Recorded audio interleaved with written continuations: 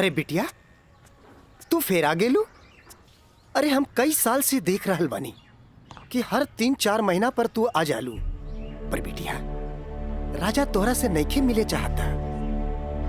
वो बड़ लोग हवन, उनकर जिंदगी में तारा जैसी लड़की की कीमत चाय के कुर्बा के बराबर हा, जे पी के फेंक देवला।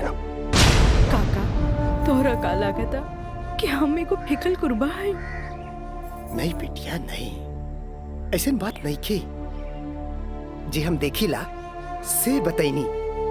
बिटिया, हम उनकर घर के नमक खैले बानी, फिर भी जब जब तू आयलू हम उनका बताइनी। पर राजा बाबू है कि एक कान से सुनेलन और चल जालन।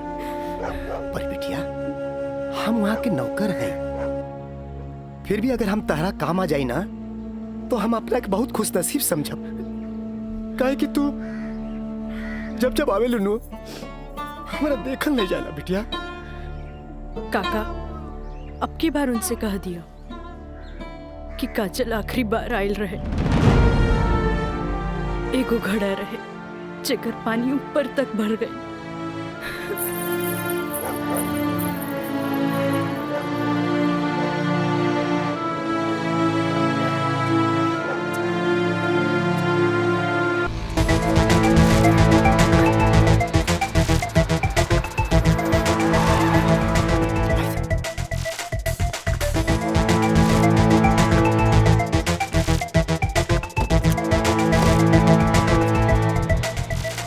हटा ना, ये पाइप पे कर दिया है। रखा था नहीं। हाँ।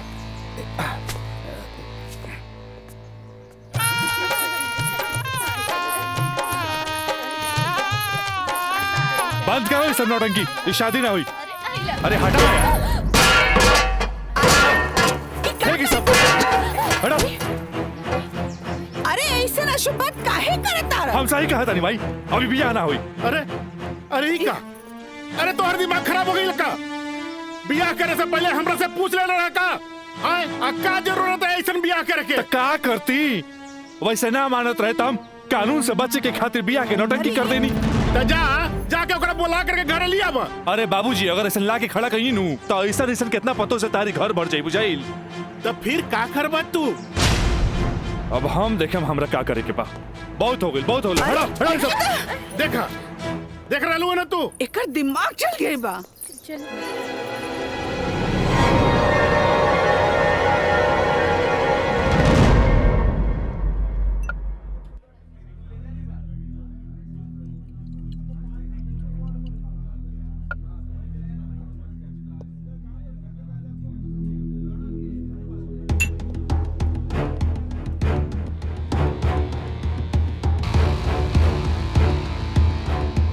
बोलो राज, का बात बा? पहले पेट तब भी बहुत दिन का बाद मिलल बा।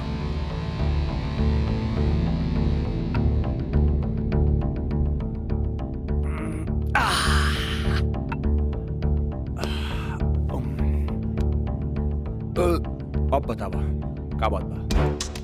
मयंक,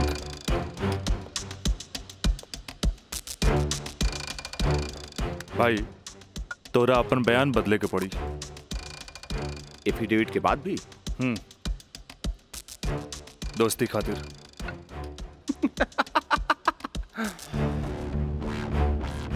अब बयान देवे का कीमत काजल 50 लाख लगो ले गया। बयान बदले के बाद बयान बदले का कीमत 1 करोड़। 1 करोड़? यस, 1 करोड़। कहे से कि हमरा काजल से ब्याह करके सेटल भी होके के बाद, और हम तोहरा जैसा अमीर त नहीं की। और हाँ, अगर डीलिंग मंजूर होके तो तारीख से पहले आ जाइए। अच्छा, हम चलत नहीं।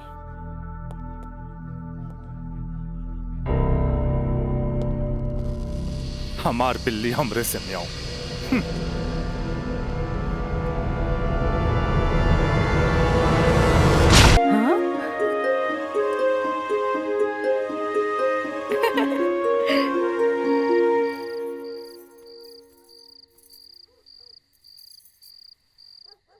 घर के सब काम निपटा ले लूं। हाँ, ब्लड प्रेशर के ई लो सर एज खात खात रउआ के सालन बीत गए। अरे एक बेर डॉक्टर से पूछ लेती कहीं गोलियां तो ना चेंज करे के बा, एकर साइड इफेक्ट भी होला।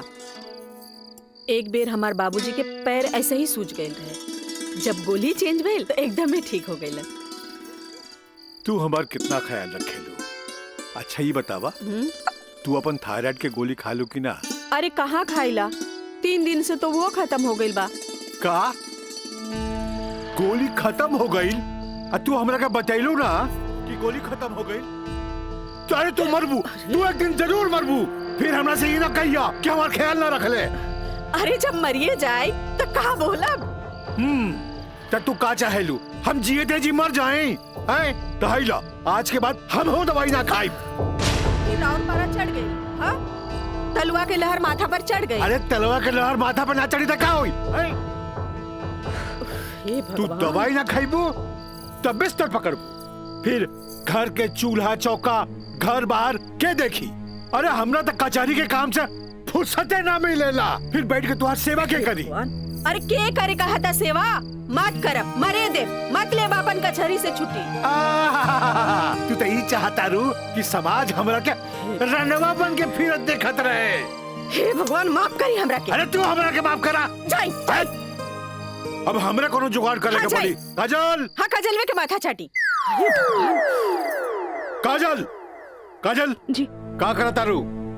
पढ़ाई करत रही, वो इंटरनेट से कुछ नोट्स लेत रही। ठीक है काजल, तो क्या हमार क्रिया आज से तो हाथ ड्यूटी है कि तू अपना माई के रोज भोरे भोरे थायराइड के गोली देबू। अरे वो तक खुद मरी है और हमने सबके बीमार दी है। कॉलेज जायलू ना? जी बाबूजी, लाइब्रेरी में पढ़ाई खातिर कल संडे है, फिर भी हम जाए। ठीक ना बाबूजी? गुड, वेरी गुड, ऐसा ही पढ़े के चाहिए, तब तरक्की करबो।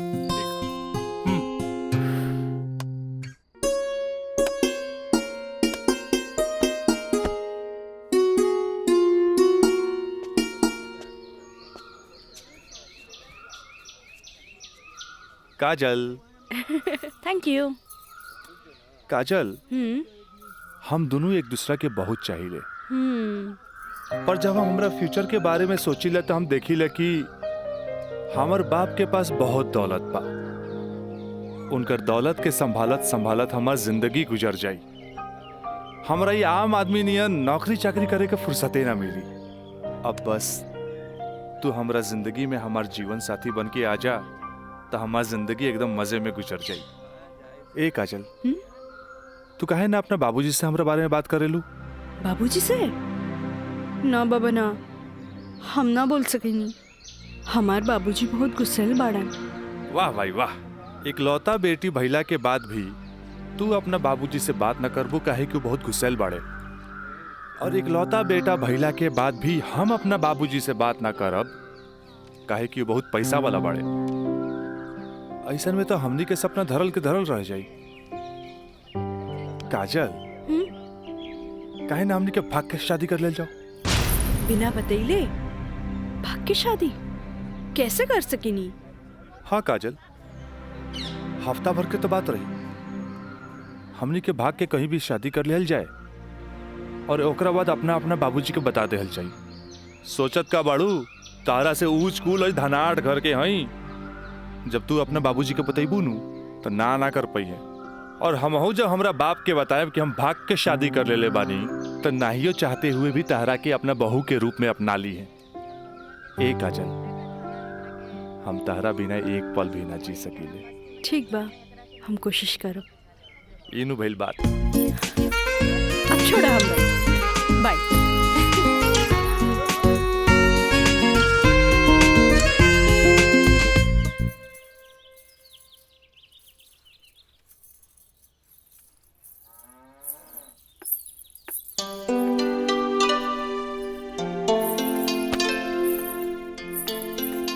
काम आई थोड़ा सा आराम नहीं किया होत का? जब देखा काम का सिर्फ काम ही करबू। हमारा आराम के छोड़, ई बता हमरा से तोरा के का काम पड़ गई जे हमारा आराम के सोचे लगली? काम आई, हम तो हमेशा सोचनी ना।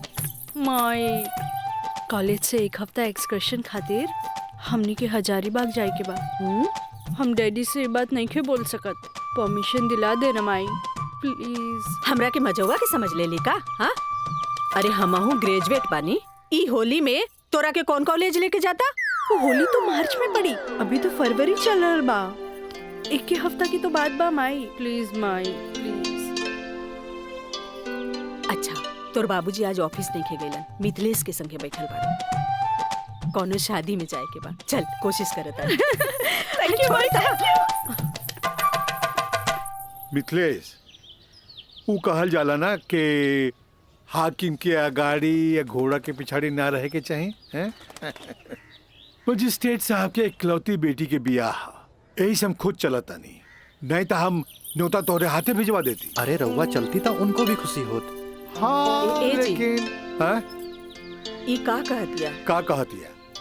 अरे कॉलेज टूर पे एक हफ्ता खातिर हजारीबाग जाए चाहतिया। ये एजुकेशनल टूर आके पिकनिक? एजुकेशनल टूर अच्छा। बोली ना। ये तो निम्न बात हो सर। स्टूडेंट्स के बाहरी दुनिया देखल उतने जरूरी है जितना विषय के ज्ञान। ठीक है, एजुकेशनल टूर है तो मैं अलाउ करता नहीं, बाकी नो मटर गस्ती, ओनली पढ़ाई। जी पापा। ये बतावा ये सब में कितना खर्चा आई? 2-3 हजार पापा। तू हमारे से 5,000 ले ला, ठीक है? थैंक यू पापा। चलो तू हमरा के दिखावा कि वो न्योता के कागज तैयारी हाँ, के लिए हाँ, बांध देले बानी। चलो आए। पिछले हम आवत है, बैठो। जी सर जी। Thank you so much Mithilesh बाबू, अगर रउआ ना बोलती तो ये हरगिज ना मानतन। अरे वो तो हम तुहार मुंह देख के साथ दे देनी। जा मजा करा। कैसन लागल? वाह सो ब्यूटीफुल। ये कहाँ लेके आ गई ला? पहले चला था तब ना पता लगी। उतरा। अरे स्टैंडवा कहाँ चल गई?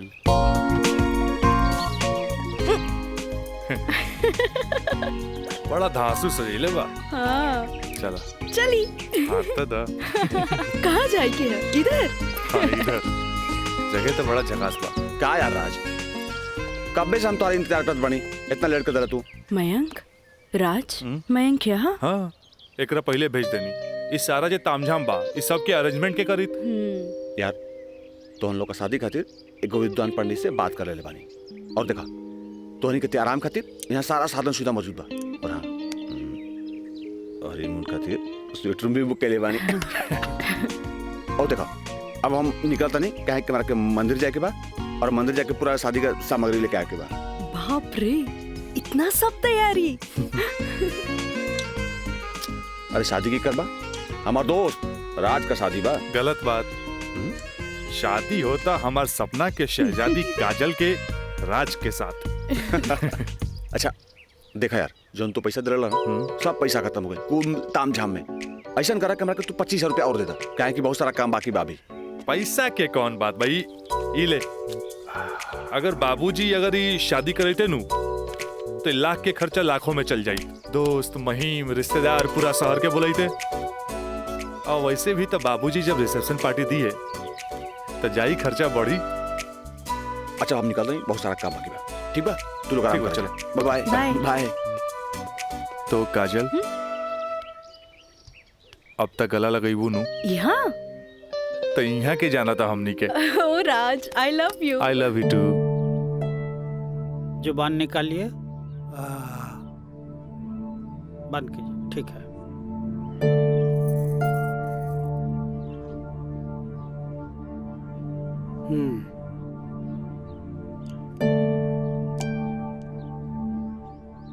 सांस लीजिए और जोर से।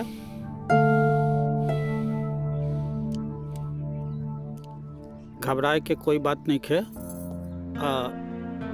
ऊपर के बीपी थोड़ा बढ़ गई है। अच्छा। से लागता कि काम के प्रेशर ज्यादा बा। जी नया मजिस्ट्रेट आइले हाँ, से कुछ ज्यादा ही फाइल इनके हवाले कर देले हाँ। ठीक है, ठीक हो जाई। अभी आंख लगल बा, सोए दिन का के। और हाँ, पानी पियावल करी, काहे कि पानी पियला से पेशाब यानी यूरिन पास हुई तो रिलैक्स हुई है। जी जी बाकी दवा वही चली। जी ठीक बा? डॉक्टर साहब। जी। डॉक्टर साहब हाईली अपन फीस। ई का करतानी, जे आदमी पेशकारी में हमरा से कहियो फीस ना ले ले उनका से हम फीस ली रह दी। डॉक्टर साहब। Thank you. प्रणाम डॉक्टर साहब।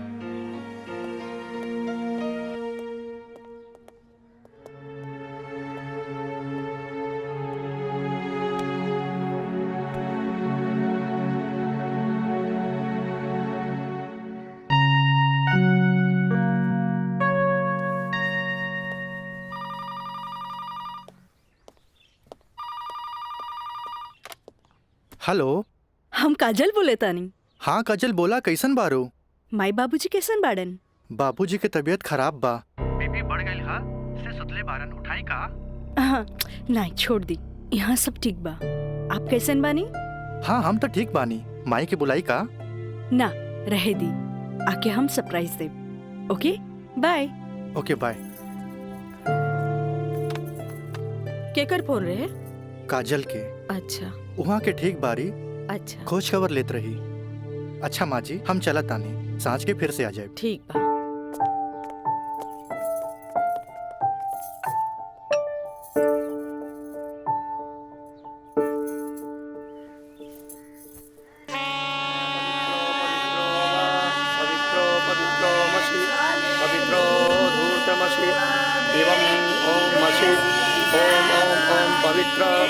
पवित्राः केशवाय माधवाय सर्वेश्वराय अपितु स्वाहा तत्पुरुषाय स्वाहा। ओम नमः स्वदन्ताय सहस्राक्षाय सहस्रपदे पूर्वशे पवित्रमशे सर्वभूतमशे चन्द्रमशे ओमाय ओम ओम ओम ओम ओमाय ओम पवित्रो वा पवित्राय नमः सावित्रे नमः पवित्रे नमः तत्पुरुषाय सर्वेश्वराय नमः ऊर्ध्वमशे पवित्रमशे सर्वमशे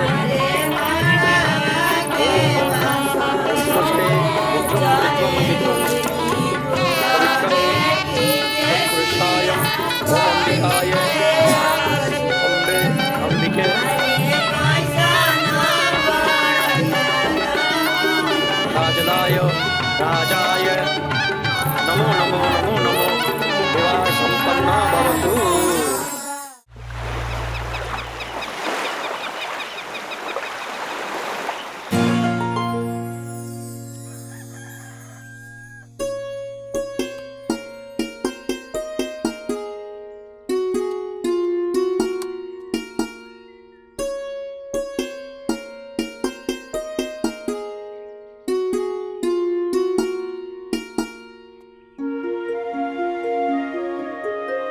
काजल, काजल,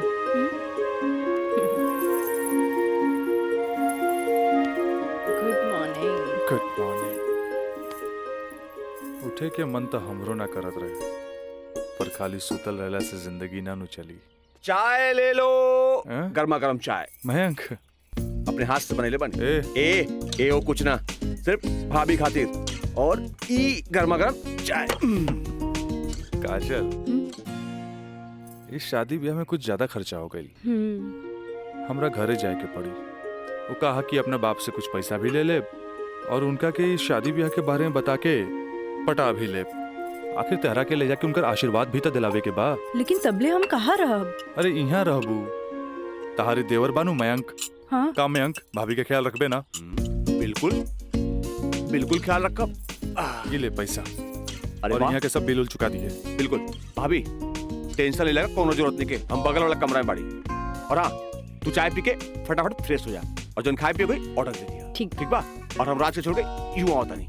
तू चल, हम आवता नहीं। चल। ए काजल, अरे हेने आवा। कल साझे लिख के तो बात बा, हम यूं गई नहीं यूं आई नहीं। और वैसे भी अब तहरा बिना हमार मन कहा लागी। अब जाई भी और जल्दी आई। ठीक बा।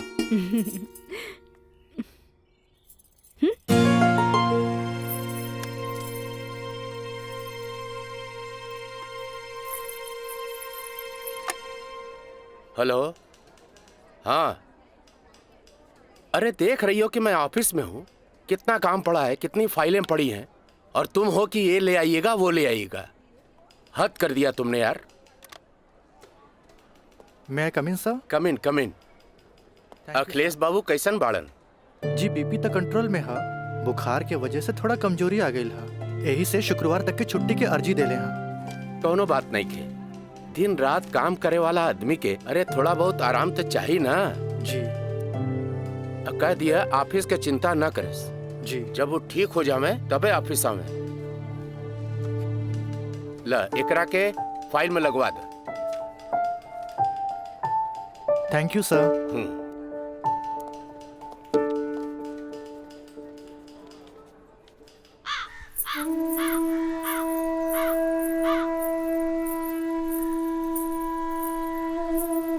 अरे भाभी आइए बेटी।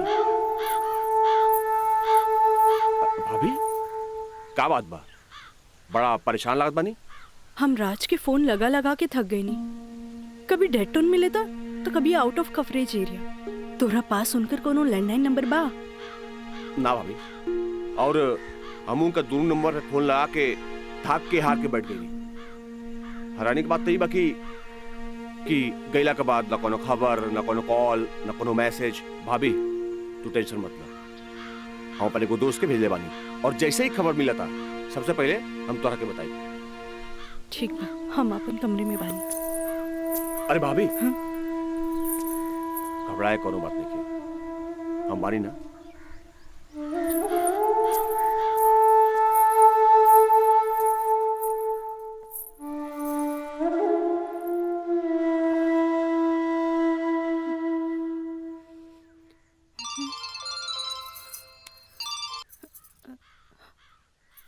काजल, ट्रिप कैसन जा रहल बा?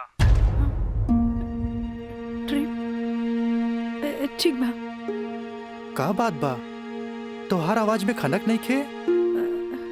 नहीं, ऐसा कोनो बात नहीं खे, हमार मतलब सब ठीक बा।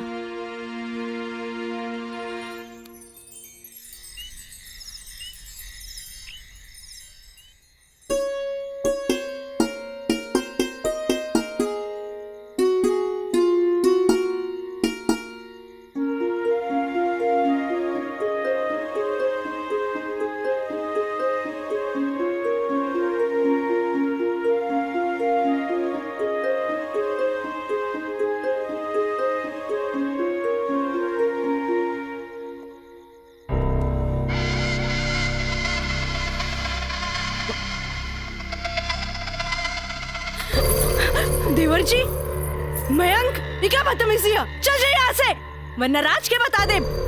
किसे? राज से? राज से? वो भाग गए? हाँ? आवेला नहीं के? हाँ? तुहरा क्या पता? हाँ? ये भी कुछ हो रहा बना? सब ओकरे प्लान के तहत हो रहा बा। वो तो तोरा के भोग के और भौरा जैसन चूस के भाग गए। काजल, पता बा, जब तो के पहला बार देख ली तू पहली नजर में हमके पसंद आ गई, और हम तो के दिल से चाहे लगे। काजल, आज दिल से चाहे लगे। तुझे कहा तारा कौन सच बा? सच ना, 16 आना सच बा। ये बात हम तुझसे बहुत पहले बता देती, लेकिन क्या करी, ये मेरी और मेरी हमार मुंह बन के तरस। देखा, तू गरीब, हम गरीब, हम तो क्या अपने काजल? हाँ, हमसे ब्याह कर ला, हम तो क्या अपने, हम तो क्या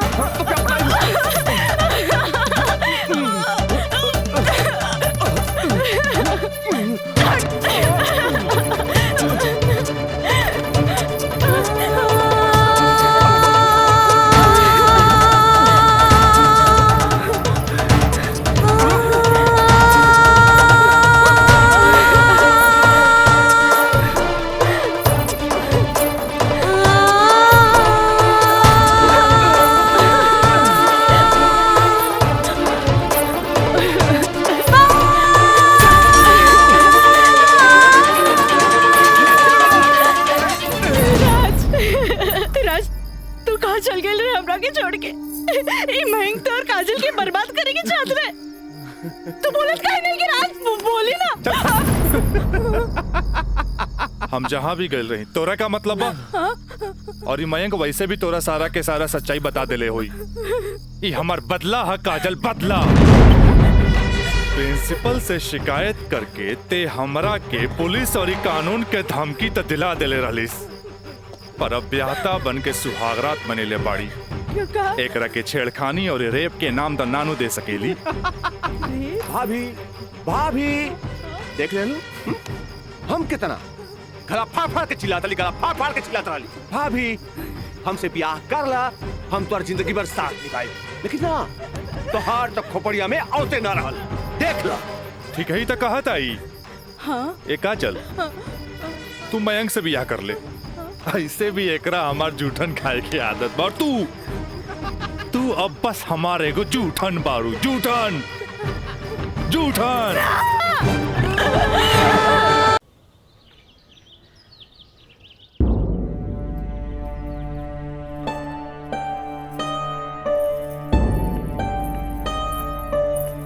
काजल,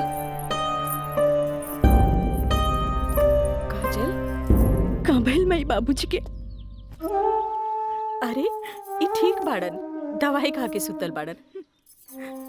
रुका हम उठा देता नहीं। ना माई रह दे, आराम करी दे।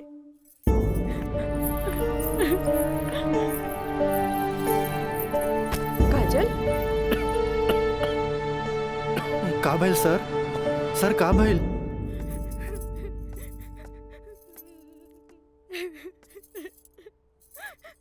काजल,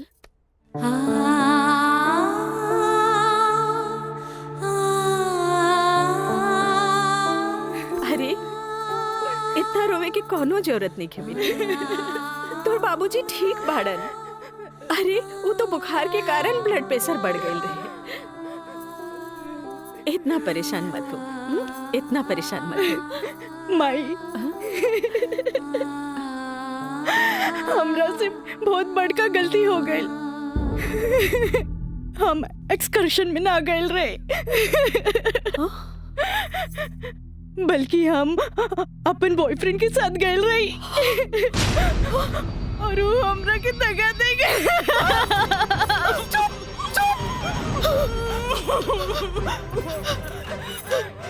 सच सच बता, सच सच बता। का भाई तू ठीक तो बाड़ी ना? तू ठीक तो बाड़ी ना? हम ठीक तो ना बानी माई। माई तू हमरा के एक वचन दे कि तू हमरा से दोबारा कुछ ना पूछबे। जो भाई बहुत गलत भाई, बाकी हम अपने आप के ठीक कर ले माई, अपने आप। काजल,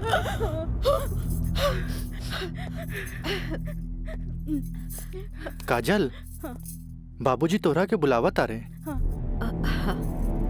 चल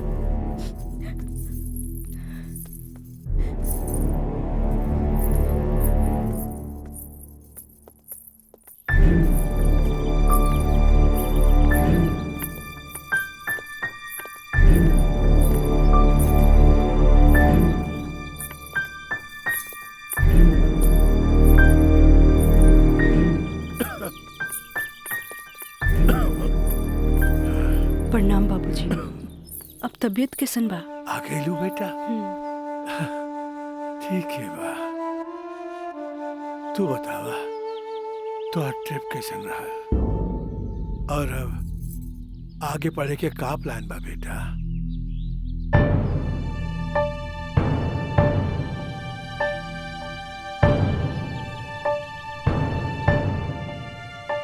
बतैलू ना बेटा?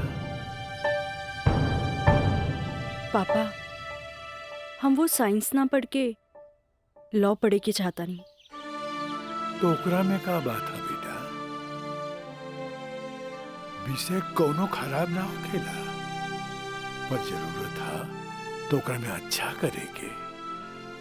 अगर तू लॉ ज्वाइन करे के चाहता रहो तो लॉ ज्वाइन कर ला।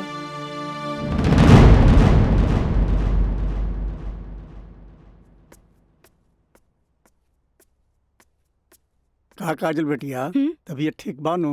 क्लास कब के खत्म हो गई? तू बैठल वारू बंद करे के रहे। हाँ काका, रूम लॉक कर दी। हम तो बस ऐसे ही बैठ गए रही। अच्छा।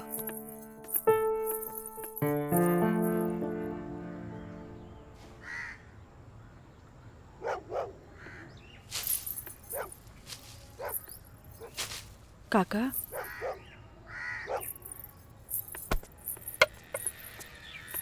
अरे बिटिया, तू फिर आ गेलू?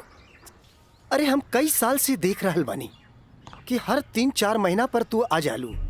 पर बिटिया, राजा तोहरा से नइखे मिले चाहता। वो बड़ लोग हवन, उनकर जिंदगी में तारा जैसी लड़की की कीमत चाय के कुर्बा के बराबर हा, जे पी के फेंक देवला। काका तोहरा का लागता कि हमें को फिकल कुर्बा है? नहीं बिटिया नहीं, ऐसन बात नहीं की। जे हम देखिला से बताइनी। बिटिया, हम उनकर घर के नमक खैले बानी, फिर भी जब जब तू आयलू हम उनका बताइनी। पर राजा बाबू है कि एक कान से सुनेला और चल जालन। पर बिटिया, हम वहां के नौकर हैं, फिर भी अगर हम तहरा काम आ जाई ना तो हम अपना एक बहुत खुश नसीब समझब। काहे कि तू जब जब आवे लुनू हमारा देखल नहीं जाला। बिटिया काका, अब की बार उनसे कह दिया कि काजल आखिरी बार आयल रहे, एगो घड़ा रहे जेकर पानी ऊपर तक भर गई।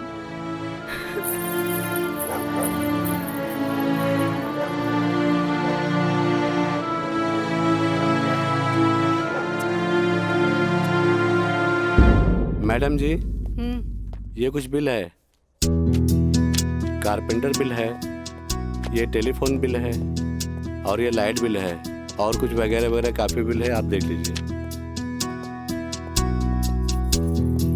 माँ, ये मैनेजर साहब तारा के महीना भर के बिल और खर्चा के हिसाब दे देले। अब तू उठबू, उठ के जईबू, अलमीरा खोलबू, चेक निकलबू, फेन आके बैठबू, तब साइन करबू। हमरा माई के कितना काम करे के पड़ी। यही ला हम सोचने की काहे ना चेकबुक वाले के हम ही आ जाई। नीमन कैला।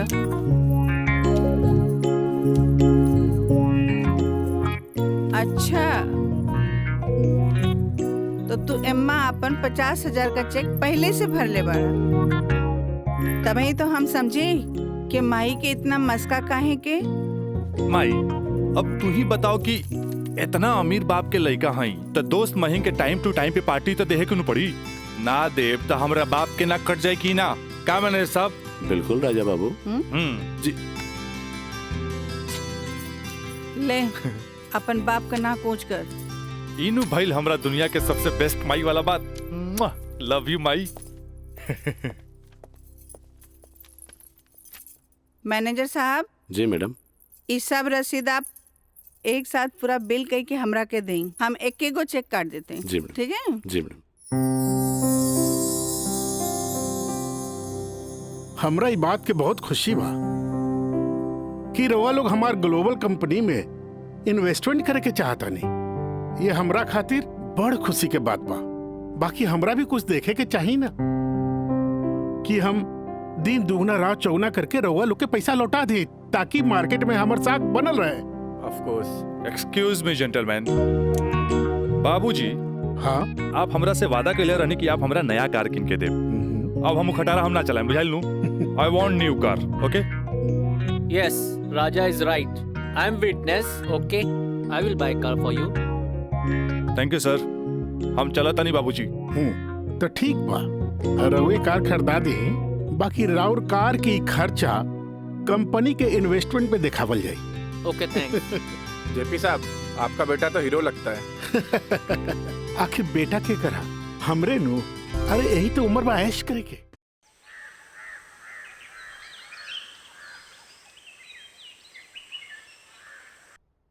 काजल जी। तारा के देख के हमें 4 साल पहले के काजल याद आवतिया। याद है तारा के?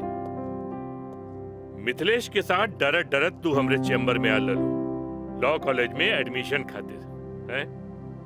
ई कानून के पढ़ाई कैसे एगो लड़की के बहादुर और समझदार बना देवेला। काजल, हम चाहता नहीं कि पहला केस तू खुद अपने लड़ा, कैसन रहे? लेकिन सर तू घबरा मत, हम तारा बारे में केहू से कुछो न कहनी है।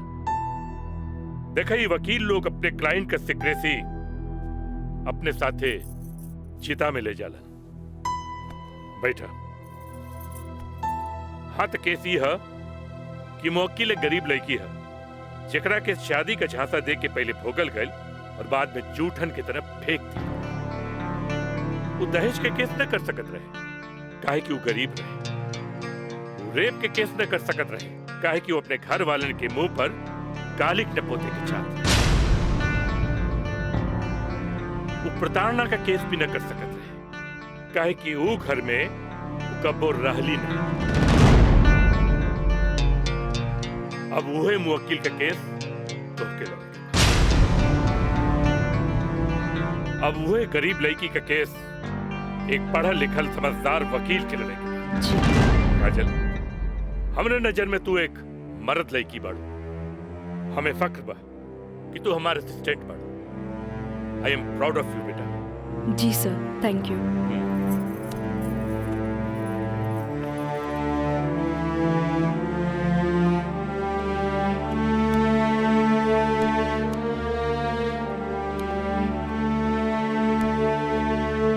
बाबूजी, लड़की हर मोड़ पे डरत रहेली। अकेले होके तो सुनसान से डर, भीड़ में होके तो लोगन के डर, जब हवा उड़े तो दुपट्टा उड़े के डर, केहू घुरे तो ओकरा आग के डर, बचपन में माई बाप के डर, बड़ होके तो भाई से डर। सिर्फ डरत रहेली, तब तक डरत रहेली जब तक ओकरा जीवन साथी ना मिल जाए। और हमार जीवन साथी तो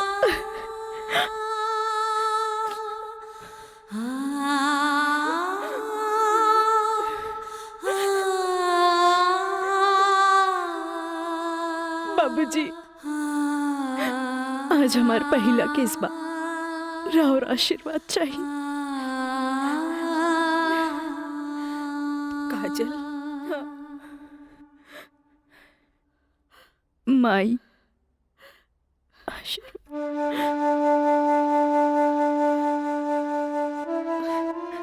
तोरा के वचन तो हम दे चुकल बानी, कुछ ना पूछेगे। बाकी जौन काम में तू लगल बाड़ा, हमारा आशीर्वाद बा तोरा के कामयाबी हासिल हो।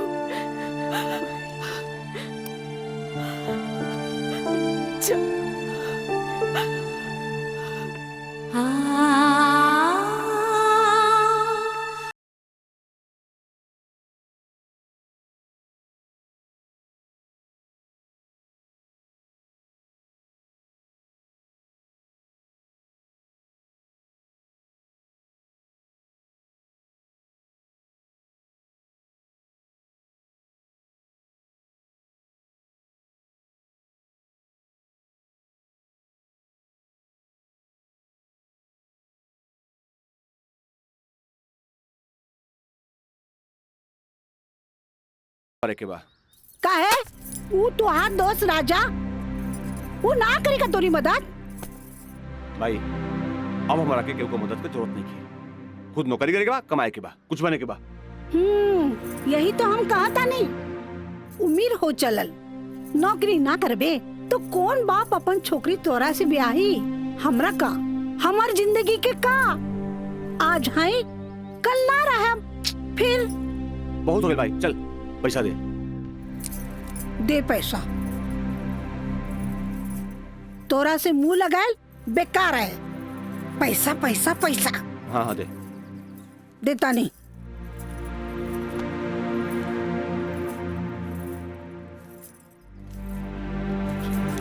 कितना? हम गिन ले ली। दे 500 और दे। ना नहीं, 500 और दे। का है? 3,500 चाहिए। देनी ना। चल आप ठीक काहे मांगता रे? चल जा, पैसा चाहिए। एक बात कही, तू दुनिया का सबसे अच्छा माई है। चल मैं चलता रही।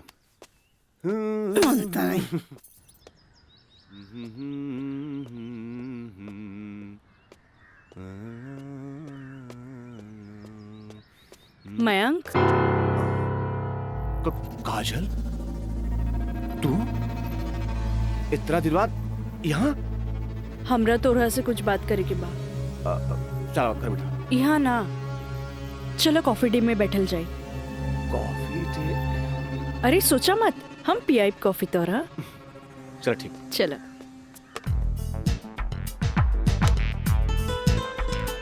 इला। Thank you. पिया ना।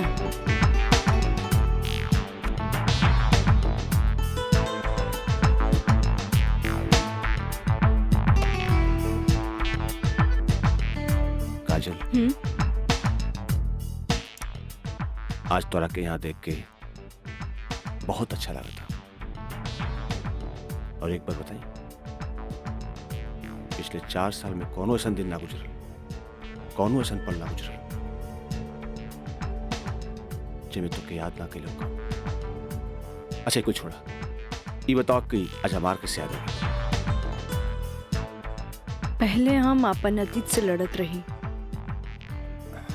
लेकिन अब हमरा लागता कि हमें सेटल हो जाए के चाहिए।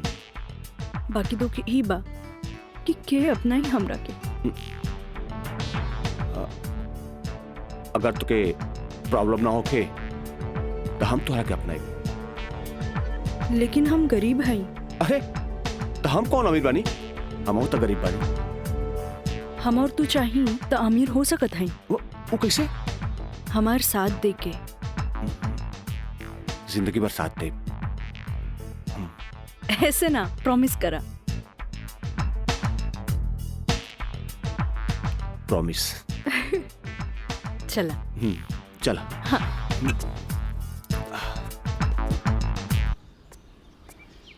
मितलेश जी, कोनो देर तो ना भइल? अरे ना बाबा, पहले ई बतावा भइल का? मयंक से साथ देवे की वादा ले लेनी है। अब तू अपन मिशन में कामयाब जरूर हो जाएगी। आगे देखी, लेट्स गो। सुनी, एगो बात कही, सब कुछ जलना के बाद भी आप हमें हेल्प करत हैं, ऐसे हम कबो ना भूल सके। पहले तो ना, पर अब सोचे लगनी है कि जिंदगी के हर लम्हा में आपके जरूरत पड़ी।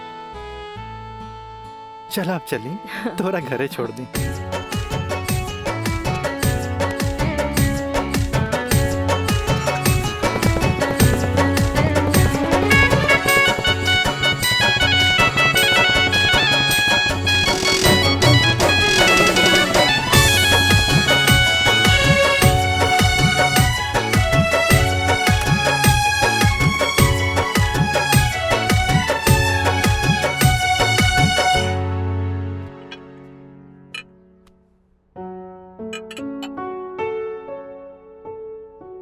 सुनी, एगो बात कही, सब कुछ जलना के बाद भी आप हमें हेल्प करत हैं, ऐसे हम कबो ना भूल सके। पहले तो ना, पर अब सोचे लगनी है कि जिंदगी के हर लम्हा में आपके जरूरत पड़ी।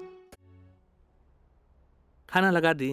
ना भोला, आज तक ऐसा ही पेट भरल है। आज ना खाई बपने? ना। ठीक बा।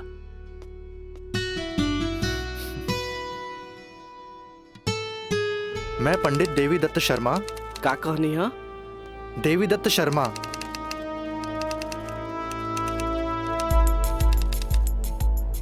सत्रह मई के भाईल। अच्छा भैया तनी जल्दी करी, देर होता। ली। दी।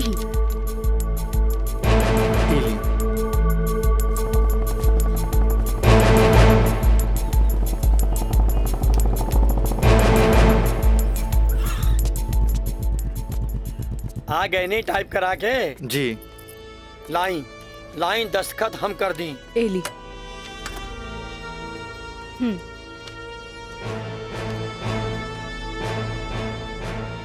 जय गणेश। ई कामता हो गई। अब बैंक के दस्तखत लेवे के पड़ी। वो आप हमरा पे छोड़ दी, वो हम ले ले। ठीक है।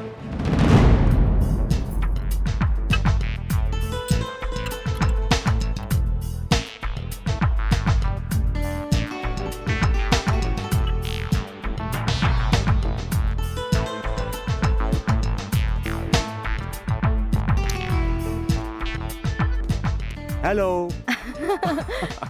हाय। सॉरी यार, आवे में थोड़ा लेट हो गया। अच्छा यही देखा, हम तोरा खातिर काले कैल वाले। अच्छा पहले चाय पिया। इला।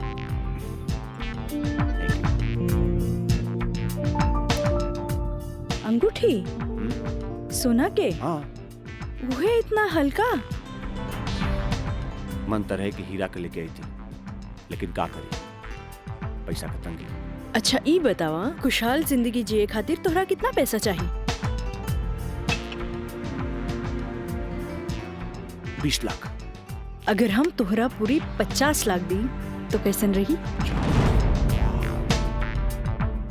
वैसे ही रही, समझ ला अनार के आंख मिल गई।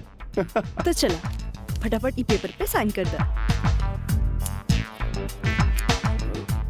अरे पढ़ा मत, यही से हमनी करोड़पति बन जाए। हाँ, हाँ ल। ठीक है। डोलर भी कदम तो गिरब तो हर बहिया में ना।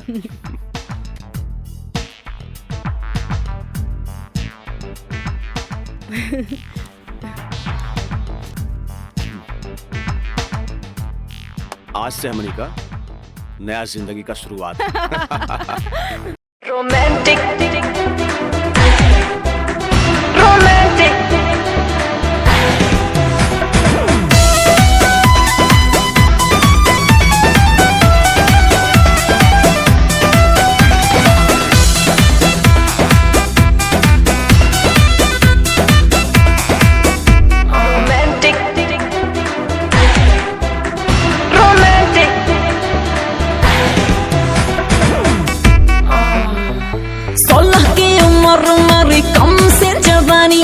खोज रही हूँ ऐसा मुंडा जो हो खानदानी। हाँ 16 की उम्र मेरी कम से जवानी, खोज रही हूँ ऐसा मुंडा जो हो खानदानी। इंग्लिश नहीं चलेगा, ना चलेगा हॉटी, तो कैसा चलेगा? रोमांटिक रोमांटिक रोमांटिक रोमांटिक मर्द से करूंगी मैं शादी, तभी तो साले साले बढ़ेगा आबादी। रोमांटिक मर्द से करूंगी मैं शादी। मीना, मंजू, रेखा, कस्तूरी के डांस देख के कुछ समझ में आयल? अरे सरकार के देख के बाजार बदल जाला, बाजार के देख के साहूकार बदल जाला, आ घोड़ा के देख के सवार बदल जाला, शिकारी के देख के शिकार बदल जाला। ऐसे ही मेहमानों के बदले पे सत्कार के भी बदल देवे के चाहिए। अरे पहले के जमाना कुछ और रहे कि मर्द नाजो आदा पर लुट जात रहे, लेकिन अब जमाना बदल चुकल बा। आज के जमाना के मर्द सबके कमर तोड़ नाच पसंद आवेला। जितने कमर हिलैबू और सीना झटकैबू, मर्द उतने जल्द तोहार दीवाना हो जाए। दिखाओ करके। अरे ऐसे ना, ये देखो। कस्तूरी बाई, कस्तूरी बाई। चाहे नसीब चाहे नसीब तक लिया। बहुत दिन बाद तशरीफ लेनी राजा बाबू। भला ऐसे भी केहू केकरो भूल जाला। आए बैठ।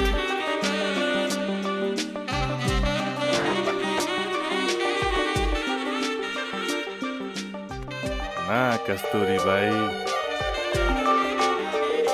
हम भुलाइल नहीं की।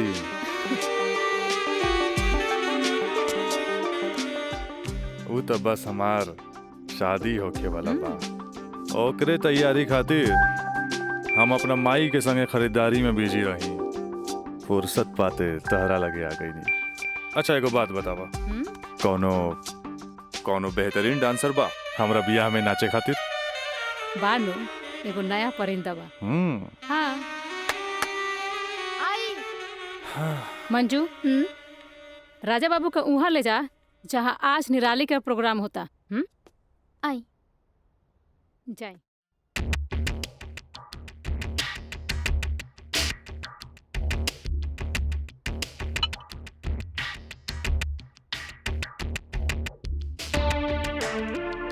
कस्तूरी, तार निराली हमरा बहुत पसंद आई। पसंद तो आ गल राजा बाबू, लेकिन ओकर रेट तनिक कड़क बा। पूरा 5 लाख लेतिया। लाख 2 लाख तो हम तारा पे ऐसे ही उड़ा दिला, तब 5 लाख कौन बड़का चीज बा? ओकरा से कह दिया हमार बियाह में अगर उ कमर तोड़ नाच करी ना, हम ओकरा सोना ना जराओ हीरा के अंगूठी दे, उहो अपना तरफ से। और बाकी के रिश्तेदार जे ओकरा पैसा दी हैं वो अलग बात। एक कस्तूरी, हीरा के अंगूठी केहू ऐसे ही ना देवेला। अच्छा, तो ऊ रवा दिलो दिमाग में इतना घुस गइल बिया। अच्छा एगो काम कर, तनी हेने लावा, हमरे तरफ से ई ला। हाँ डैडी, का बात बा? तू जहाँ बाड़ा जल्दी से चल आवा। ठीक बा, हम अभी आओ तानी। बड़ा कमजोर बराउर ये ना मुराद इश्क, ऐसे उतारा के जाम लहले बगैर चल देनी। हाँ कस्तूरी भाई, डैडी के कुछ जरूरी काम आ गइल बा, से जाए के पड़ी। ठीक बा, अब डैडी के फोन आइल ह ते में हम का बोली। चला तनी, बाय।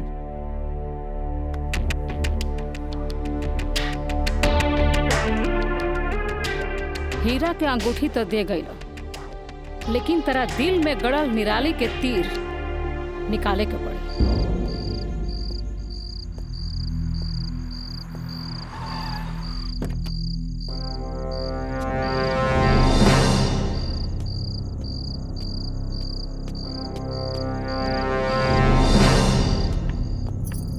क्या बात बा डैडी, इतना अर्जेंट में क्या बोले नहीं हमरा के? राजा, हाई हम का देखा तानी?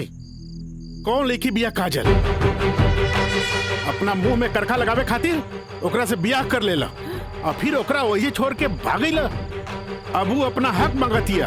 बाबूजी, हम ऐसा कौनो लड़की के नहीं जानते। ए माई माई माई, देखा था कैसे झूठा इल्जाम लगाओ तारे हमरा ऊपर ही। राउर का दिमाग खराब हो गइल बा। अरे जे हमरे लड़किया के ऊपर लांछन लगावत बानी। हमार दिमाग नहीं के खराब भइल। हाई देखा, हाई कोर्ट से नोटिस आइल बा। भगवाने बचावा घर के। लागत कि जगदम्बिका पाल के नाक कटिए के रही। केस नंबर 5078, काजल सिन्हा वल्द स्वर्गीय अखिलेश प्रसाद सिन्हा व राजा सिंह वल्द जगदम्बिका सिंह।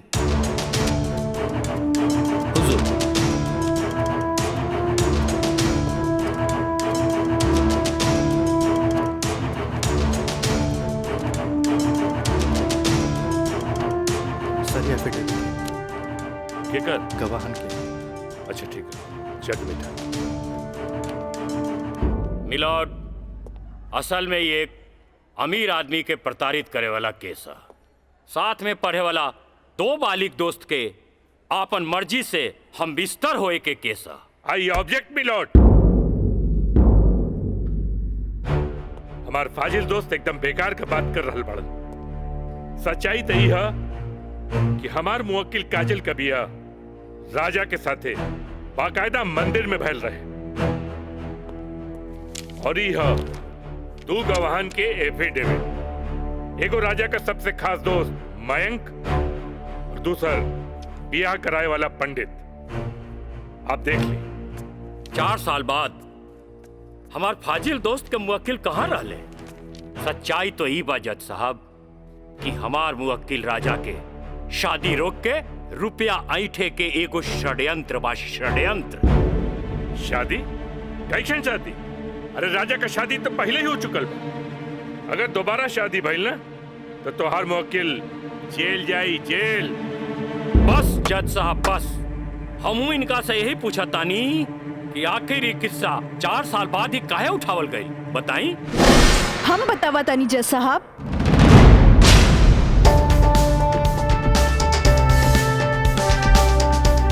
हम बताई।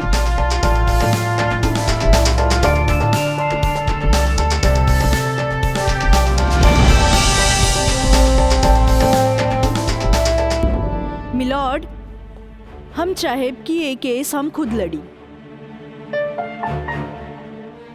ई रहल हमार बार ऑफ अटॉर्नी के रजिस्ट्रेशन।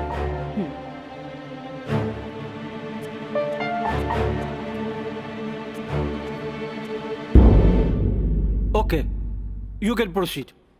Thank you sir. आशीर्वाद दी। खुश रह। जा। मिलॉर्ड, बचाव पक्ष के वकील बार बार पूछा तारे कि 4 साल हम कहाँ रही। मिलॉर्ड, 4 साल इनके मुवक्किल राजा जैसन तमाम मुजरिमों के सजा दिलावे खातिर ई चोंगा बहुत जरूरी रहे।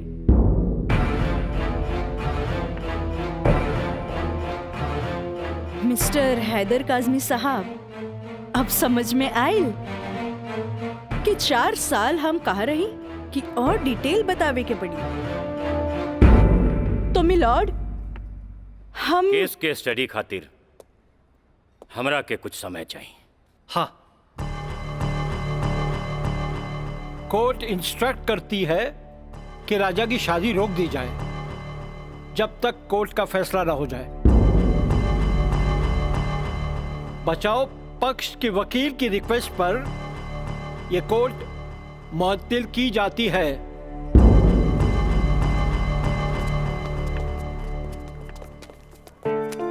बहुत सही किया। देख के घबरा गई, तुरंत चल गया। बहुत अच्छा। ए वकील साहब, कोर्ट से समय काहे ले लेनी हो?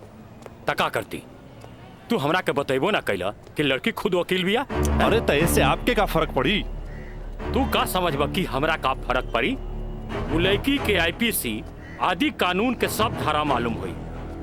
एक खातिर हमरा के जीरा में सावधानी बरते के पड़ी। खैर तू चिंता ना करा, अब अगला तारीख लेवे दा हमरा के। वकील साहब, अगला तारीख रहुआ जल्द से जल्द ले लिहल जाओ, और रहुआ पैसा के चिंता एकदम न करब। हम पैसा के चिंता ना करब, अगला तारीख जल्दी ले ले हम। चलो चलो बाबूजी, चलो चलो।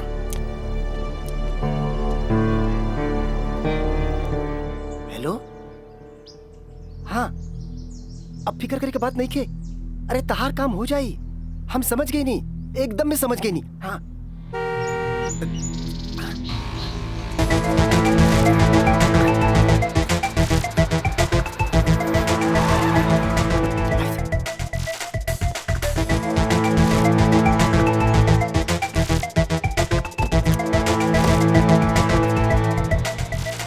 हटा ना, ये पाइप पे कर दिया अबे। रखा था नहीं। हाँ।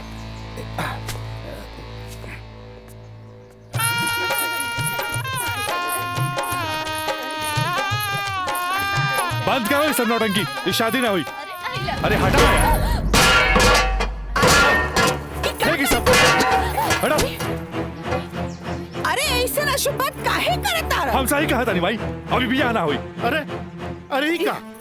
अरे तो हर दिमाग खराब हो गई लगा। बियाह करे से पहले हमरा से पूछ लेना रहा का? का जरूरत है ऐसा बियाह करे के? का करती? वैसे ना मानत रहे हम कानून से बच्चे के खातिर बियाह के नौटंकी कर देनी। तो जाके ओकरा बुला करके घर लिया बा। अरे बाबूजी, अगर ऐसा ला के खड़ा कहीं नू तो ऐसा कितना पतों से तारी घर भर जाई बुझाइल। तो फिर का करबा तू? अब हम देखे हमरा का करे के बा। बहुत हो गइल, बहुत हो गइल। हटा सब। देखा देख रहलू ना तू? एकर दिमाग चल गई बा।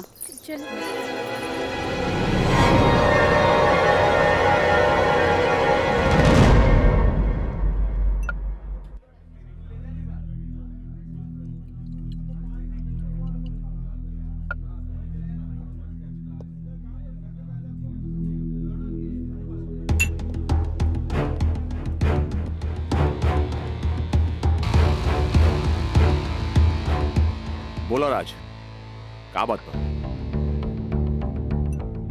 पहले पेट तब भी बहुत दिन का बाद मिलल बा।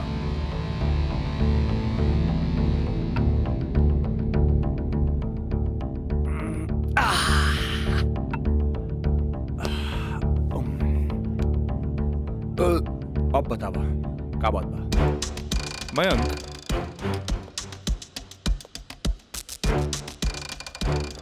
भाई तोरा अपन बयान बदले के पड़ी। एफिडेविट के बाद भी? दोस्ती खातिर।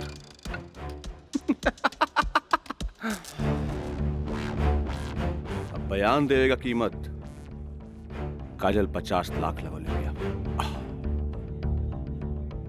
बयान बदले के बाद बयान बदले का कीमत 1 करोड़। 1 करोड़? यस, 1 करोड़। कहे से कि हमरा काजल से ब्याह करके सेटल भी होके के बाद, और हम तोहरा जैसा अमीर त नहीं की। और हाँ, अगर डीलिंग मंजूर होके तो तारीख से पहले आ जाइए। अच्छा, हम चलत नहीं।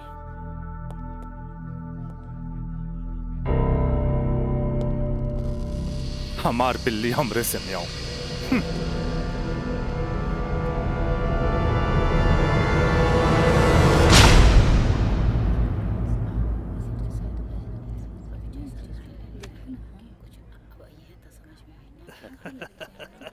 आज हम ही जीतब। केस बहुत बढ़िया बा। Order order. बचाव पक्ष अपनी बात रख सकते हैं। योर ऑनर, बचाव पक्ष के हमार मुवक्किल राजा के हम कटघरा में बुलावल चाहब। ओके, यू कैन।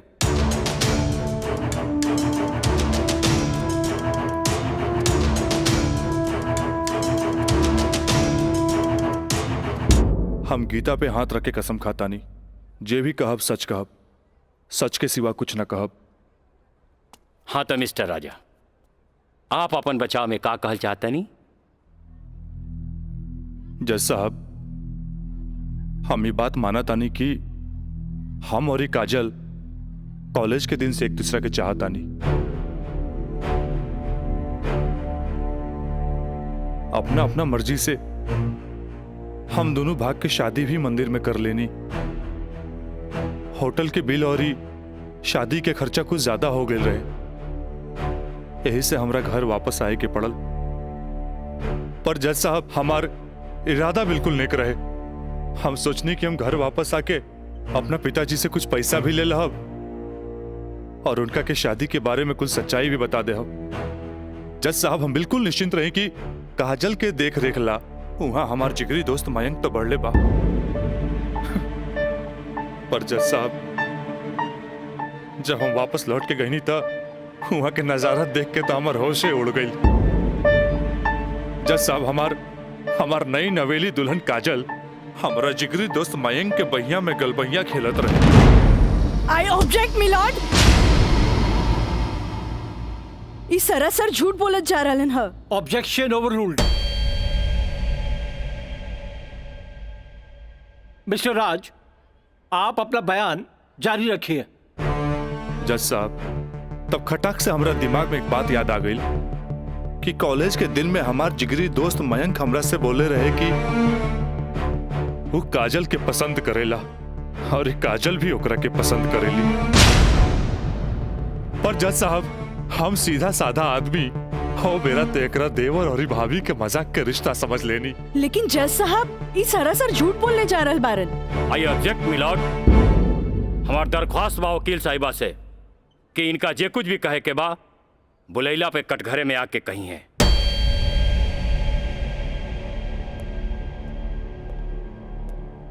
आप कंटिन्यू कर सकते हैं मिस्टर राज। जज साहब, कोई भी आदमी अपना बीवी के केहू दूसरा के भैया में देखी तो ओकरा मन मस्तिष्क पर का गुजरी, ये आप अच्छे से समझ सकीले जज साहब। मिलॉर्ड, ई सरासर झूठ के पुलिंदा आपके सामने रखल जा रहल बा। कोर्ट के गुमराह करे की कोशिश करी जा रहल बा। तया पानी ना कोर्ट के सही रास्ता दिखावे वाली। अरे घबराई ना, जल्दी ही रहुओ के बयान देवे के समय मिली।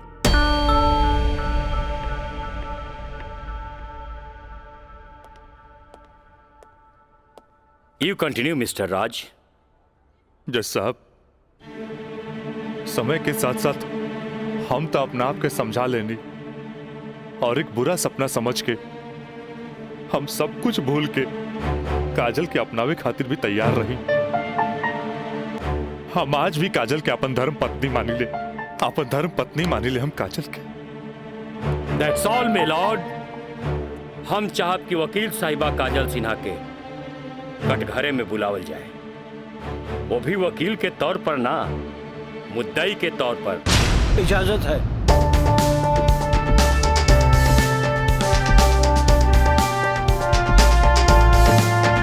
जाइए आप बैठिए। हाँ तो काजल सिन्हा जी, हम चाहब कि आपन प्रेम कहानी अपने ही जुबान से बयां करी। जज साहब, ये बात सच है कि हम रात से प्रेम करे लगनी। मतलब ई कि और पहले केहू से प्रेम करत रहनी, बाद में रात से प्रेम करे लगली? जी ना, पहले हम रात से नफरत करत रही, बुझनी? अच्छा अच्छा, तो नफरत प्रेम में बदल गई? जज साहब, हम अपन मर्जी से ब्याह खातिर राजी हो गई नी और माई बाबूजी के बिना बतैले ब्याह कैनी, जे बहुत बड़ भूल रहे। ब्याह कैनी तो सुहाग रात तो मनैले होई बुना। आई बताई, मर्जी से कि बिना मर्जी से मनैले रहलू? वकील साहब, दुनिया की हर लड़की जब अपन मर्जी से बिहाईली तो उस सुहाग रात भी अपन मर्जी से ही मनावेली ना।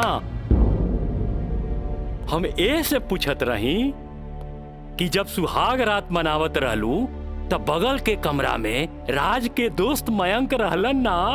तका भइल, मयंक के हम शुरू से देवर के तौर पे देखत रही। अरे देखत भी रही कि मानत भी रही? मानत भी रही वकील साहब, मानत भी रही। जज साहब, यहाँ तक की कहानी तो महज एक कहानी बा जे हर लड़की के जीवन में आवेला। बाकी सेक्शन 420 तो यहाँ से शुरू हो गई कि एगो पति विश्वास में लेके अपन पत्नी के देवर के संगे छोड़ के चल जाला और उहे देवर अपन भाभी के इज्जत के तार तार करे में हर मुमकिन कोशिश लगा देला। बेचारी औरत कैसे भी अपन इज्जत और जान बचा के भाग चलेली और फिर पति मिल जाला और वही कहला कि जे कुछ भी भइला ओकर नाम अब तू रेप तो ना दे सकेलू, काहे कि वो शादी के बाद भइला।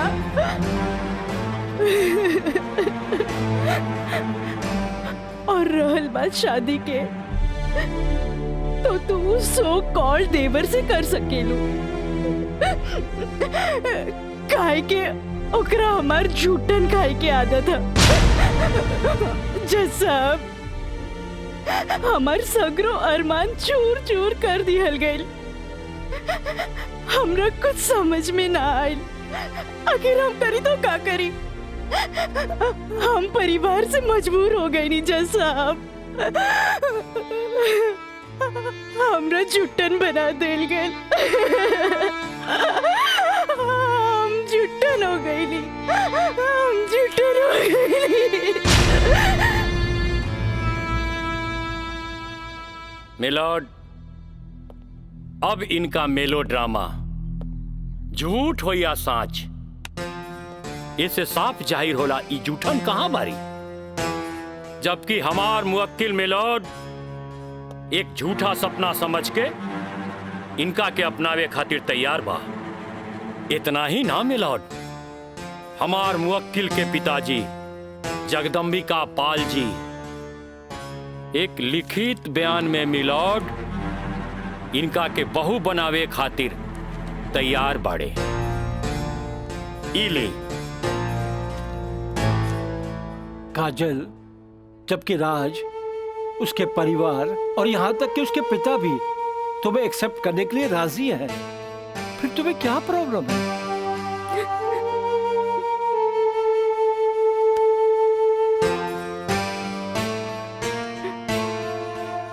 तुम बोलती क्यों नहीं हो? कुछ तो बोलो। मिलॉर्ड, वहाँ मर जान के खतरा है। वाह मिलॉर्ड वाह, जौन परिवार के जिला जवान में रिस्पेक्ट बा, जौन परिवार पर आज तक कोनो क्रिमिनल केस नहीं थे, आ वो परिवार के साथ इनकर जान के खतरा बा। Now picture is very clear milord. जज साहब, हम वकील साहब से ई पूछे के चाहतनी, जब इनकर मुंह वकील और उनकर पूरा परिवार उ लड़की के एक्सेप्ट करे के रेडी बा, तब उनकर घर में दूसर शादी की तैयारी काहे चलत रहे? हमरा त लागता कि ई लोग कानून के अंधा समझ के ओके बेवकूफ बनावे चलल बा। आज के लिए कोर्ट मुअत्तल की जाती है। The court is adjourned for further dates.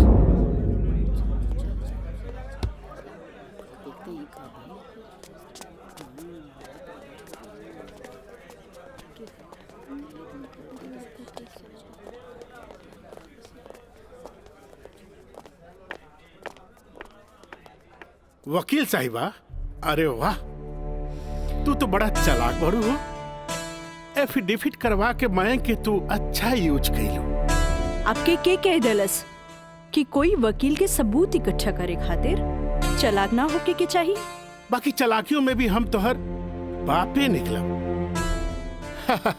और अगला डेट में दूध में ऐसा पानी मिलाई देखते रह जाओ।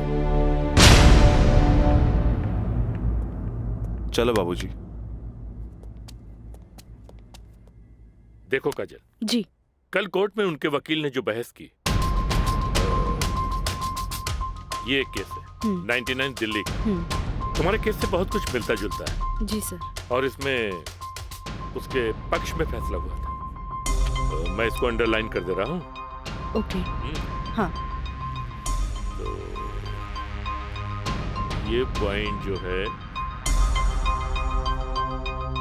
ये पॉइंट ध्यान से पढ़ लेना। जी सर।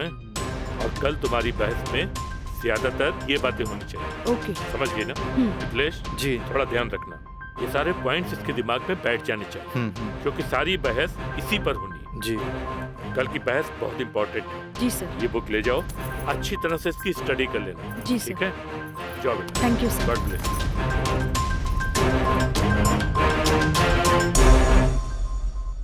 आँख कहेली कि एक नया इंसान देख ले, लेकिन दिल कहेला कि ना।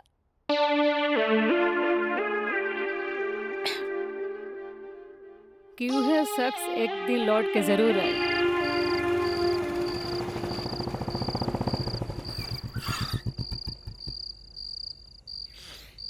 जफाव ने मारा, वफाव ने मारा। निराली, अरे निराली, मुझे तेरी अदाओं ने मारा।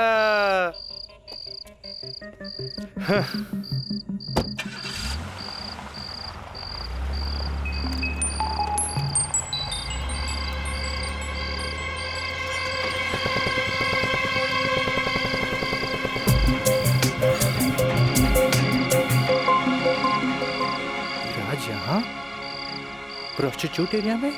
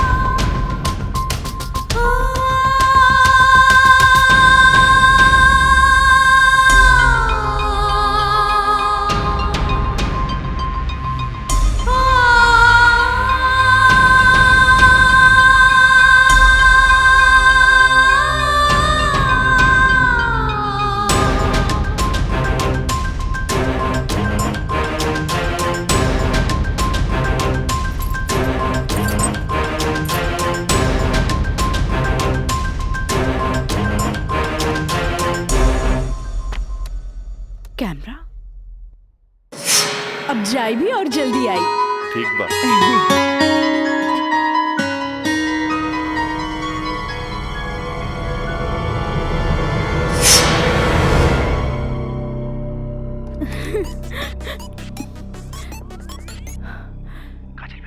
हाँ काका, काजल बोला तानी। काजल बिटिया काम हो गई। काम हो गई काका। जल्दी से 3 कोनवा पर आ जा। ठीक है काका, आवा तानी। का बात है? केहू देखत तो नहीं खे। इला तार दिहल कैमरा और ई रहल कैमरा के चिप बिटिया। हे भगवान, बहुत बचपुचा के आइल बानी ताकि केहू के शक ना हो। थैंक यू काका। अरे रिका बिटिया, देखा बिटिया, भगवान के घर में देर होला, अंधेर नहीं खे, और भगवान तारा बहुते कामयाबी दी है। अच्छा बिटिया जी। अच्छा बिटिया, हम जाता नहीं। ठीक बा।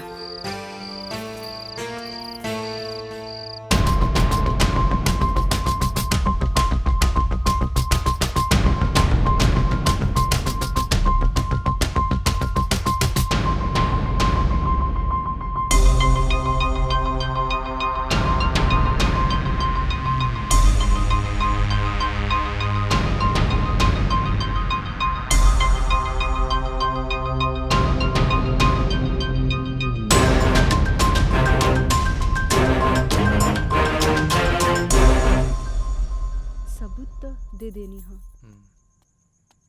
बाकी सर आ गए ले।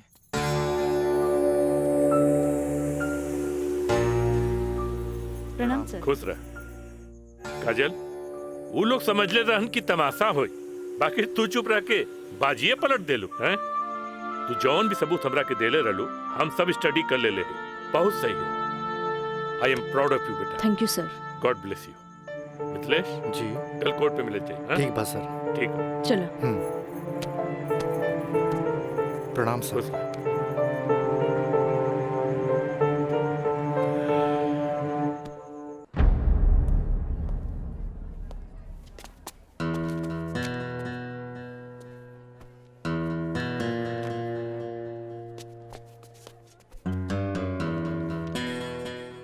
अदालत की कार्रवाई शुरू की जाए।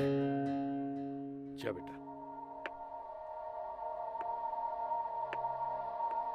मिलॉर्ड, असल में ई केस एगो अय्याश अमीर आदमी के अय्याशी के केस है। साथ में पढ़े वाली छात्रा के अपन अय्याशी के जाल में फंसा के ओकर असमत से खेले के केस है। I object milord.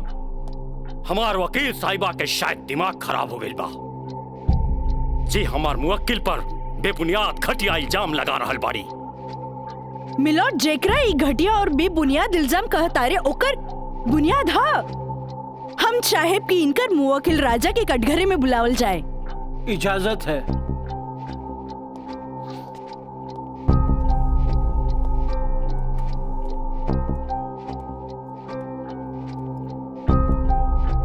जज साहब, ई उहे आदमी है जे लड़की के चाय के कुर्बा समझेला, जेके पिया और फेंक द। इनकर अयाशी के सबूत के तौर पर हम अपन एगो गवाह पेश करे के चाहतानी। इजाजत है।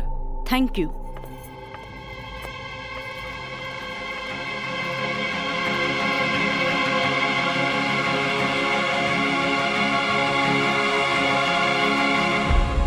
जज साहब, इस शहर के जानल मानल तवाइफ कस्तूरी बाई है। हाँ तो कस्तूरी बाई, ई जे सामने कटघरा में खड़ा बाड़न, का आप इनकरा के पहचाने ली? अरे इनकरा के कैसे ना पहचाने?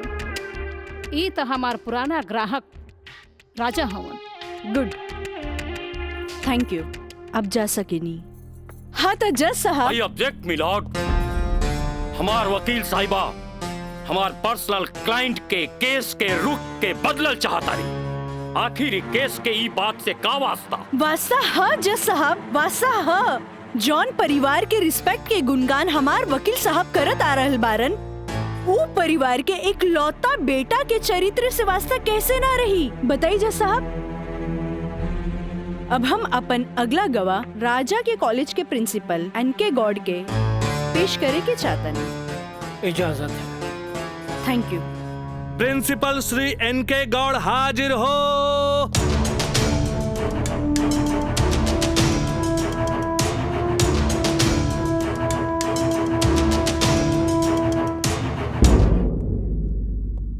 हाँ तो प्रिंसिपल साहब, आपकी कॉलेज की एक छात्रा काजल सिन्हा के साथ जब ई शख्स सरेआम छेड़खानी कैलस और जब वो आपसे रिपोर्ट करे के बाद पुलिस में जात रही तब आप का कहनी?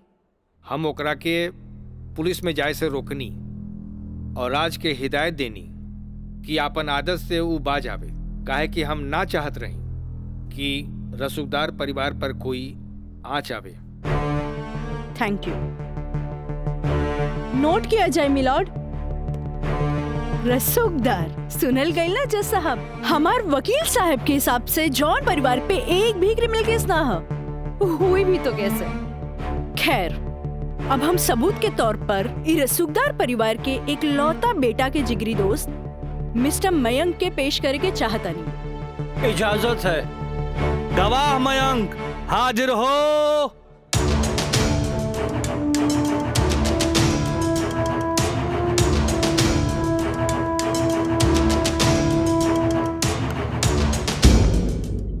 हाँ तो जज साहब। जज साहब, हमार वकील साहिबा खामोखा अदालत के वक्त के बर्बाद कर रहल बाड़ी आ उस सवाल के जवाब देवल नहीं की चाहत जेमे बियाहता के पति और पति के पूरा परिवार बियाहता के रखे खातिर तैयार बा। तही बात में कौन जान के खतरा बा? बियाहता ई शख्स उहे आदमी बाड़न जेकर मदद से शादी जैसन पवित्र बंधन के आड़ में कानून के धोखा देवे के साजिश रचल गई, जेकर रचयिता बाड़े मिस्टर राजा और साथ देवे वाला बाड़े मिस्टर मयंक। हाँ तो मिस्टर मयंक, तू अपन जुबान से ही उस सो कॉल्ड शादी के आंखों देखा हाल बतावा।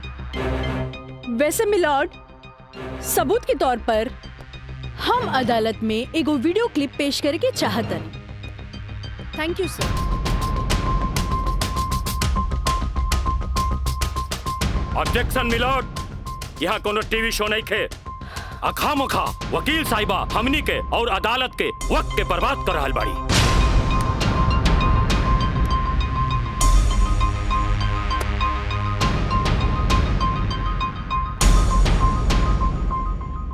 जज साहब, वीडियो क्लिप में साफ दिख रहल बा कि दुल्हा दुल्हन के दाएं बाएं ना बल्कि आमने सामने बैठाल गईल ह, जे हिंदू रीति रिवाज से बिल्कुल गलत बा और ऐसे नहीं से भइल काहे कि पंडित से शादी ना करावल गई, एक बहरूपिया से पंडित के रूप धरावल गई। आप यही क्लिप के साथ पंडित के बयान खुद से देख ली। जज साहब, हम रेलवे कर्मचारी हैं। रुपया के लालच हमरा के नकली पंडित बने पर मजबूर कई देलस। जज साहब, हम एक गरीब आदमी बानी और पैसा का लालच बड़े बड़े लोगन के अच्छा और बुरा समझे का शक्ति के छीन लेला। हम तो एक गरीब आदमी बानी। दोस्त के कहला पर हम एगो भलता आदमी के पुजारी बना के इन लोग का ब्याह करवा देली। आखिर हम भी क्या करती? जज साहब, काजल की खूबसूरती का हम दीवाना हो गई और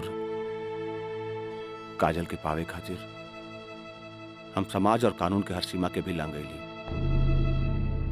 हाँ तो जज साहब, हमार दूसरा वीडियो क्लिप देखी जे ई साबित कर दी कि धारा 420 से शुरू हो करके धारा 376, 375, 362, 361, 120B के उ लड़की के साथ अंजाम देल गल बा।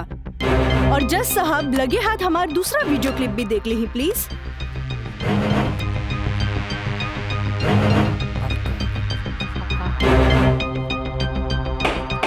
Order order. अरे हटाओ, हटाओ, हटाओ। हम सही कहा था नहीं भाई, अभी बियाह ना हुई। तोहरा के बियाह करे के कौन कहले रहे? तो का करती? वैसे ना मानत रहे तो हम कानून से बचे के खातिर बियाह के नौटंकी कर देनी। जाके ओकरा बुला के घर लिया। अरे बाबूजी, अगर ऐसे ला के खड़ा गई नू तो ऐसा कितना पतों से तारी घर बढ़ जाई बुझाई।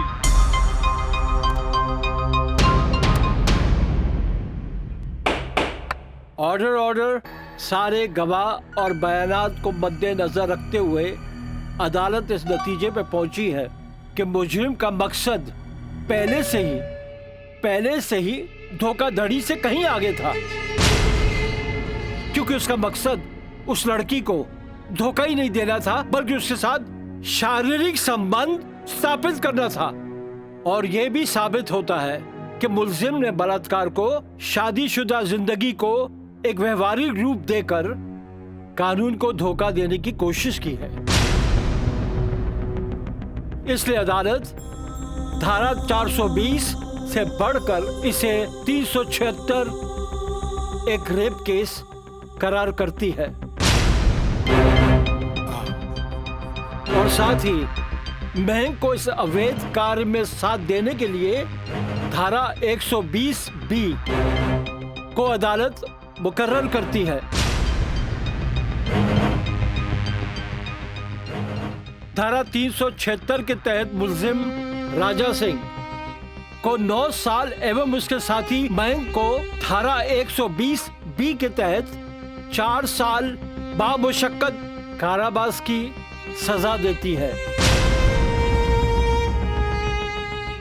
और पंडित देवी दत्त को नौकरी से बर्खास्तगी के साथ IPC 34 एवं 120B के तहत 2 साल की सश्रम कारावास देती है और अदालत जगदम्बिका पाल सिंह जैसे हर अमीर बाप को यह हिदायत देती है कि पुत्र के मुंह से उनके उल्टे सीधे कारनामों में बेटों का साथ न दे।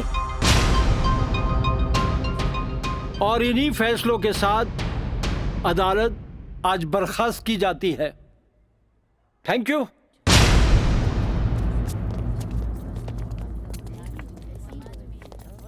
सर,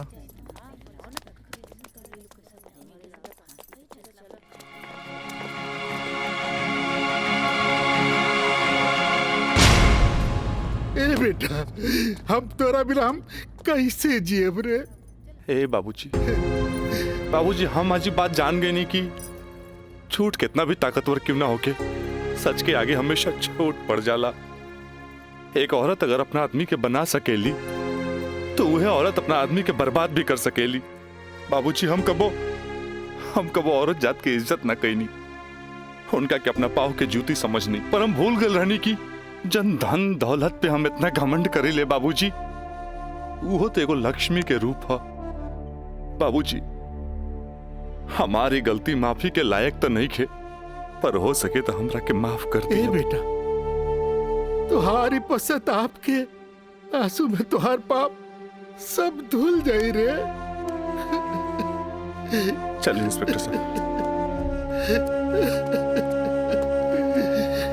काजल, congratulation, I am really proud of you. Congratulation तो हमरा के बोले के चाहिए, काहे कि जीत हमरा लिए अकेले पॉसिबल ना रहे जे आप हमार साथ ना देती। Good, I am really proud of you Kajal. Thank you sir.